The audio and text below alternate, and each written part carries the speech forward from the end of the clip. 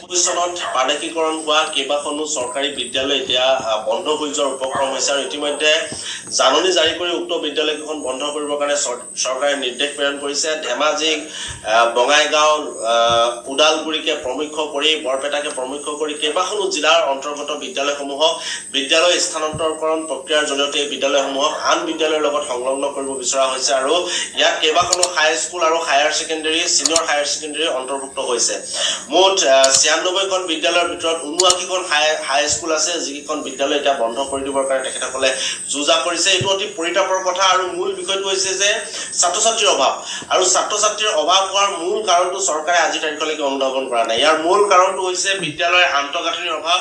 এই বিদ্যালয়বিলাকত এখন ভাল বহিবৰ কাৰণে বেঞ্চ ডেস্কৰ অভাৱ, ভাল এটা ক্লাছৰুমৰ অভাৱ, ব্লেকবোৰ্ডৰ অভাৱ, খোৱা পানীৰ অভাৱ, বিজুলী বাতি, পাংখাৰ অভাৱ, যাৰ কাৰণে অভিভাৱকসকলে নিজৰ সন্তানক এই চৰকাৰী খণ্ডৰ বিদ্যালয়বিলাকক পঢ়ুৱাবৰ কাৰণে অনিচ্ছুক বা পঢ়ুৱাবৰ কাৰণে অনীহা হৈ পৰিছে আৰু যাৰ কাৰণে বিদ্যালয়বিলাকত ছাত্ৰ ছাত্ৰীৰ সংখ্যা কম হৈ পৰিছে আৰু বিদ্যালয়বিলাক বন্ধ হৈ পৰিছে।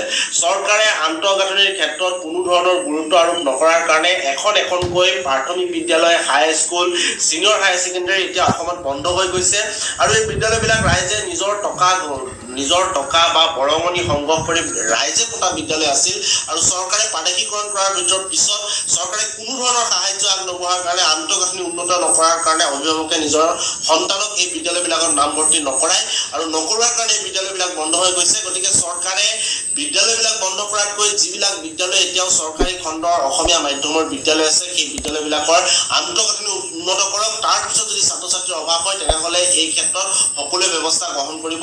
বৰ্তমান সময়ত আন্তঃগাঁথনিৰ অভাৱৰ কাৰণে ছাত্ৰ ছাত্ৰী অহা নাই আৰু ছাত্ৰ ছাত্ৰী নহাৰ কাৰণে এই বিদ্যালয়বিলাক বন্ধ হৈ গৈছে আৰু ইয়াতে মূলতঃ দায়ী হৈছে এই চৰকাৰখন। গতিকে এই চৰকাৰখনে ব্যক্তিগত খণ্ডৰ বিদ্যালয়বিলাকক প্ৰাধান্য দিবলৈ গৈ নিজৰ ব্যক্তিগত খণ্ডৰ বিদ্যালয়বিলাকক উঠাবৰ কাৰণে ব্যৱসায়, গোটেই শিক্ষা ব্যৱস্থাটোক ব্যৱসায়ৰ ফালে আগবঢ়াই লৈ যাবৰ কাৰণে এখনকৈ চৰকাৰী খণ্ডৰ বিদ্যালয়বিলাকক ধ্বংস কৰিছে, বন্ধ কৰিছে। এইটো আটাইতকৈ অক্ষমনীয় অপৰাধ কৰিছে আৰু এই অপৰাধটো বন্ধ কৰি বিদ্যালয়বিলাকৰ আন্তঃগাঁথনি উন্নত কৰি ছাত্ৰ ছাত্ৰীসকলৰ পঢ়িবৰ কাৰণে আৰু অভিভাৱকসকলে যাতে নিজৰ সন্তানক তাক নামভৰ্তি কৰোৱাব পাৰে সেই ব্যৱস্থা গ্ৰহণ কৰিবৰ কাৰণে আমি আহ্বান জনাইছোঁ।